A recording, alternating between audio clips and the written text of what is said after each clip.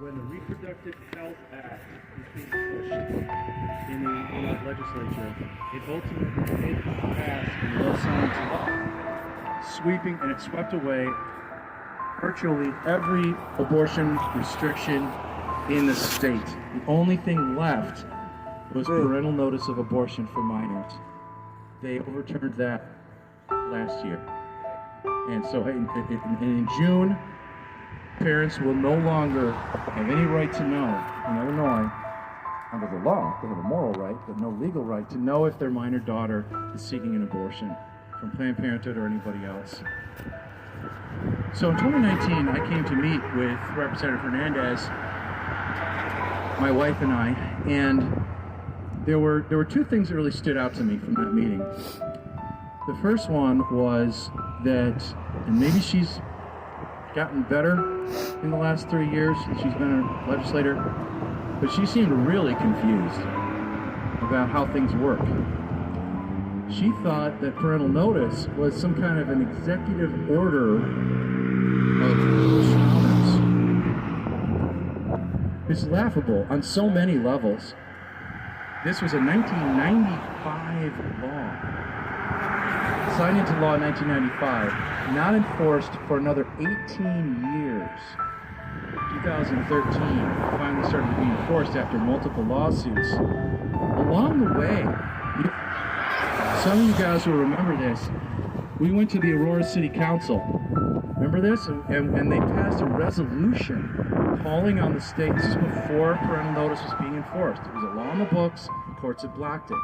They were calling on the state of Illinois to do everything necessary through the courts to enact this provision. Guess who one of the people voting for that resolution was? Stephanie Kifowitz. Stephanie Kifowitz was on the city council at the time. She's now a state rep who voted to repeal parental notice. What happened, Stephanie?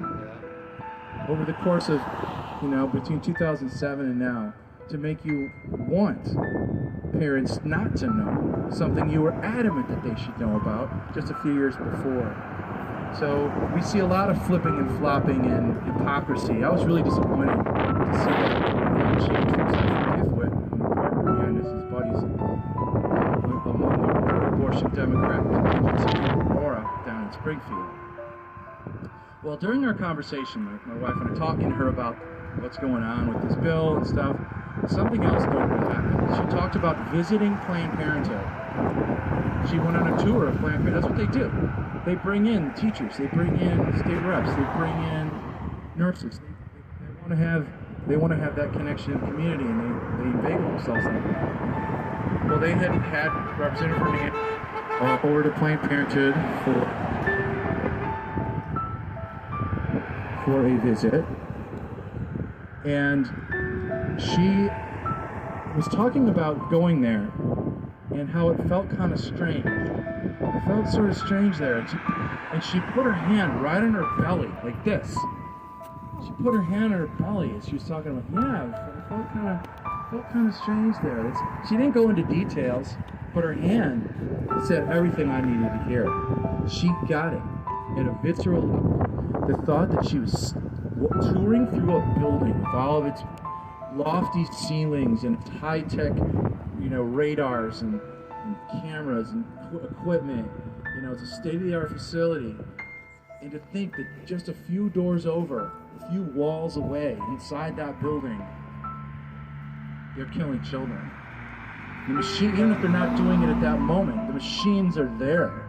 The equipment is set up for that to happen, and she just grabbed her belly like that and touched it. And I was really stunned. I thought, maybe we've got some hope with this lady. After we left the meeting, my wife April was like, she wasn't too bad. I think she might vote with us. And I said, no, I don't think so. I think she was saying nice things to constituents, trying to seem reasonable, and she's Planned Parenthood's pocket. I felt then that she was in Planned Parenthood's pocket, and we've seen that she, in fact, is one of Planned Parenthood's strongest allies. She does everything they say. So let's talk about what some of Barbara Hernandez's other legislative priorities are. Do we have that flyer around? I want to get bill numbers and stuff. We might need to make more of those. Well, I don't need the bill number right now. Yeah, no 4221. The other one, 4247. That's the vending machines. The Public Higher Education Act. You would think something with so lofty a title as the Public Higher Education Act would be trying to facilitate scholarship, perhaps, education for the youth of Illinois, maybe opening opportunities for advancement in school. No. The Higher Education Act is about putting Plan B abortifacient contraceptive pills in vending machines at every single state college. University of Illinois, where I went, Northeastern Illinois University, where I used to teach, Waubonsee Community College, where two of my daughters attend. And in making a statement about this bill to the media, one of the comments, excuse me, I'm just gonna I'm fighting my speaker. I'll do my best. One of my comments was that as the parent, as the father of college-age daughters, including some young girls who, my daughters are homeschooled, and they will go to Waubonsee Community College for classes starting when they're 15 or 16. So, like my daughter Mary, she's 16. She's in a graphic design, computer graphic design class right now. It's really exciting, and a couple of other things. The thought that when they walk into the women's restroom or wherever this vending machine is, the message being sent to my girls that they're there to be a sexual object. They're there to be exploited by men. Their fertility, God-given fertility, the incredible, miraculous ability to bring life into the world. I mean, the fact that every single human being comes from the body of a woman, to be told that that incredible capacity is like a disease that needs to be medicated away. So dangerous that we have to have vending machines on college campuses to keep fertility down so that men can have access to women, to young girls, to exploit them. And when you pair that type of a measure with the repeal of parental notice, what an attack on our young people. We're going to hide your abortions from your parents. We're going to expose every girl to the idea, every young woman to the idea in college that she is expected to be sexually available to men. That's what her life's about. That's a horrific injustice to young girls, and as a father, I really feel that. That's one of Barbara Hernandez's legislative priorities that she will not come out and talk to us about, but we're only allowed to email her over. So we're going to email her. And in fact, Matt and John, my associates, are going to be passing out a flyer about that. Now, here's the thing. In an ecstasy of optimism, I said, let's bring 30 copies of this flyer. We're going to throw most of them into the recycle bin, but let's just in case. You know, we had a lot of people who came out to how many of you guys were here to protest Pritzker a couple months ago back at Flint? So there were like 300 people that day, so we didn't know. I haven't counted this big crowd. It's about 100 people, so we underestimated hugely. Credit to you. You know, who knew? So God bless you for coming out. But here's what we're going to do. If you've got a smartphone, I've seen a lot of smartphones out there. Maybe you could take a picture of this flyer and then pass your paper copy on to somebody who doesn't have a smartphone. And then set yourself an alarm, because the thing about a piece of paper is it comes out of your pocket and then you do what it says, right? That's why we like to give out pieces of paper still. I know it's 2022, everything's supposed to be digital, but it turns out paper is actually super helpful. I mean, what if all of our protest signs were on digital? You have to have something physical. So, well, we don't have enough copies. So if you've got a smartphone, take a picture of that, then set yourself an alarm for like 2 p.m. after this protest to go and take action. opposing all of these different measures of Barbara Hernandez's. Those are the two big ones. The Pregnancy Centers Disclosure Act, which she's saying now she's not going to bring forward. Who knows what Cassidy's plan will be. There's the Higher Education Act that's actually about vending machines for Plan B pills. Another one of her priorities is, I forget the name of this one, but it's a bill that would require every college in its applications and forms for everything, from application to come there to whatever, to have a non-binary option on what your identity is. Now, we should talk about that for just a minute, because this is a very touchy subject. It's a very hot topic right now. But there's one thing I'd like to point out. It's dangerous to hide what someone's biological sex is. It's dangerous to hide what someone's biological sex is. For example, there was a woman, there was a person born as a female who had transitioned to presenting herself as a man, shows up at the hospital with horrible abdominal cramps, horrible pain. By the time they figured out that the body of this person was biologically female and that the stomach cramps were labor pains, it was too late. The baby died. Little unborn baby was killed through the insanity of pretending that you're not the biological sex that you actually are. So someone had to die for this lie that this particular person was male and not female. Horrible. So that's the kind of danger that Barbara Hernandez is exposing the people of Illinois to with that measure to create this non-binary category. Again, what an attack that is on our kids, making them question themselves in this way. It's a perfectly natural thing for kids to be curious about the other sex and wonder what it would be like to be a boy if you're a girl, be a girl if you're a boy. It's common. The idea that a girl who wants to do boyish things like climb trees or play hockey, the idea that she's not really a girl, the idea that she's not really a girl is incredibly offensive to the girls' hockey team. We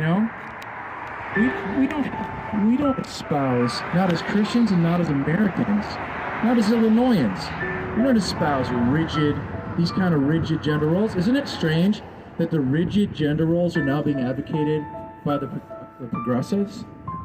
Hey, a girl wants to play hockey, awesome. A boy wants to, design clothes, go for it. We don't care. Do what your bliss is. And you know what? Girls are going to play hockey a different way from the way boys play hockey, and that's what makes life interesting, We don't want to close anybody off from opportunity. It's the other side that wants to do that. If you're a boy who wants to be a set designer, well, you must be actually a girl. So it's a scrambled mess. And what's particularly disappointing is to see such a young legislator serving as an arm of Planned Parenthood, a Planned Parenthood propagandist down in Springfield. She was not elected to this office, and she was appointed when Linda Chapalavia resigned and went to the Veterans Affairs Department. So she was just kind of placed in this position, very young, before she even finished her master's degree in government from AU, down the road here.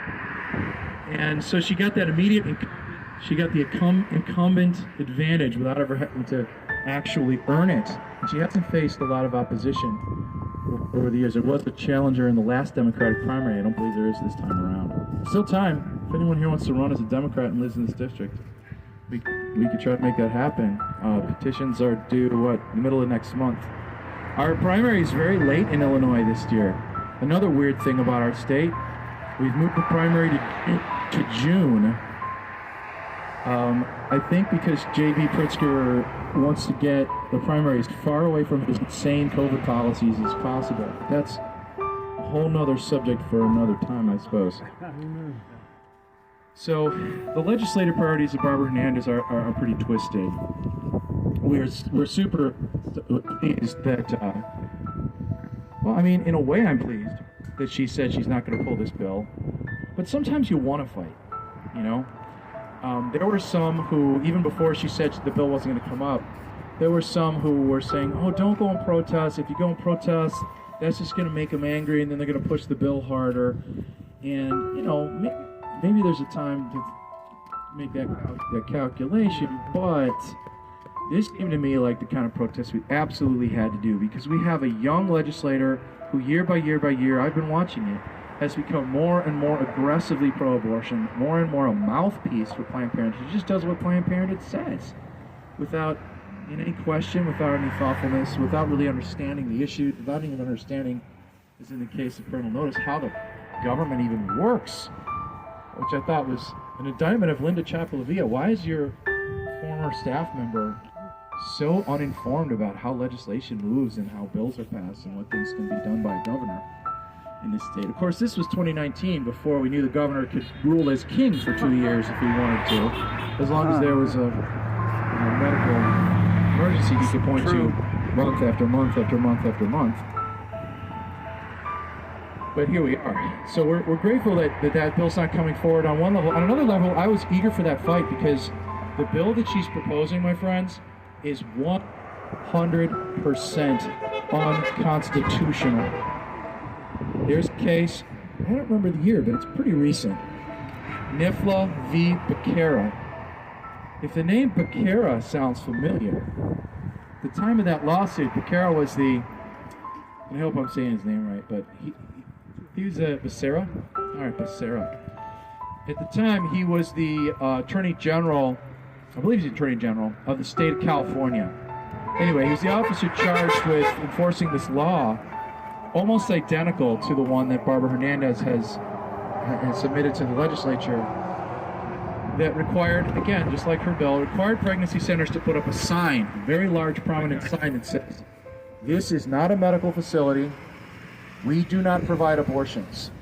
I've met you before. It's really critical to the work we're doing to be able to talk to women in a non-judgmental context. And that means being able to talk to them without that kind of imposition of how we're supposed to present our message.